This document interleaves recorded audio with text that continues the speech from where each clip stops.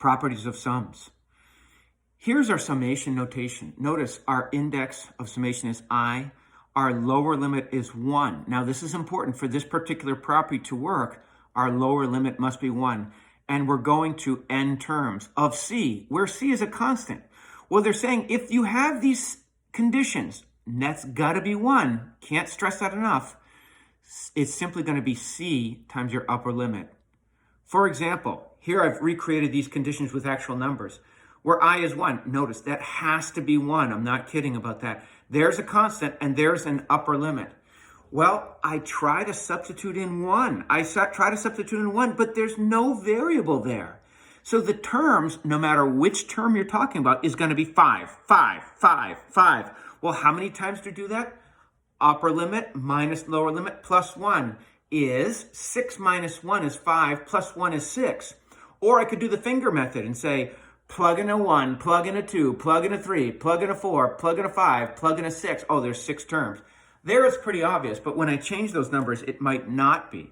So I'm going to plug in a 1 and I get 5. Plug in a 2 and I get 5. Plug in a 3 and I get 5. Plug in a 4 and I get 5. Plug in a 5, I get 5.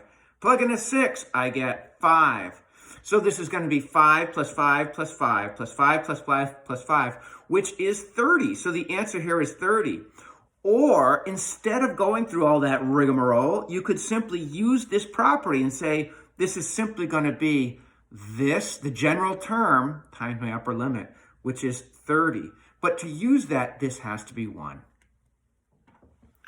Our second property here is if we have index of summation I equals 1 to upper limit n of C times AI. Now, AI is going to represent some function written in terms of I.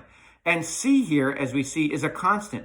You can take that constant and pull it out to the front of your summation or sigma notation, and then find this sum, and then multiply by that constant. For example, I equals 1 to 3 of 4i. Now, 3 minus 1 is 2, plus 1 is 3. There's 3 terms. Of course, plug in a 1, plug in a 2, plug in a 3. There's 3 terms.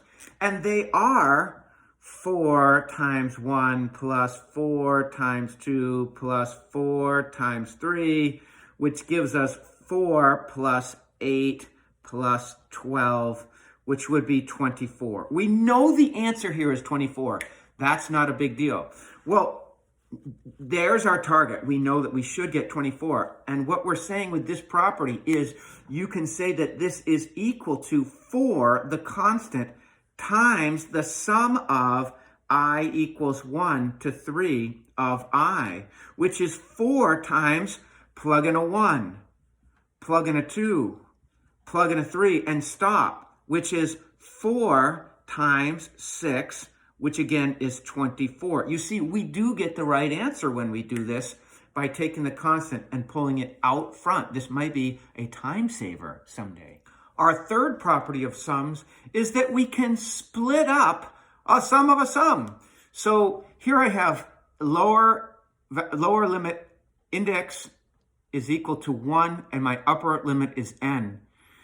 And I've got some function in terms of I plus some function in terms of I, written with i's in it.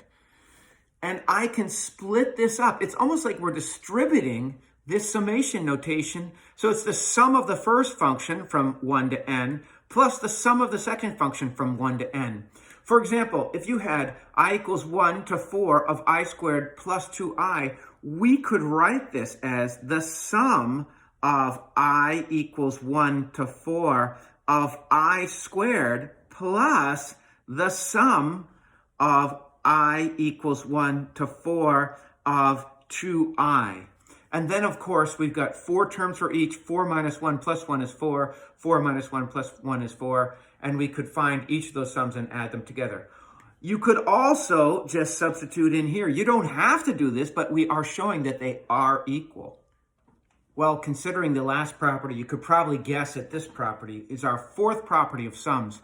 If I have the sum of I equals 1 to n of some function in terms of I minus some other function in terms of I can essentially distribute this summation notation to both of those functions. This minus is going to be there. For example, if I have k equals 1, what? It doesn't have to be I? No, we can change this, we can change the variable of summation or the index of summation as long as we keep it consistent. So as long as this variable matches these variables, we're good to go.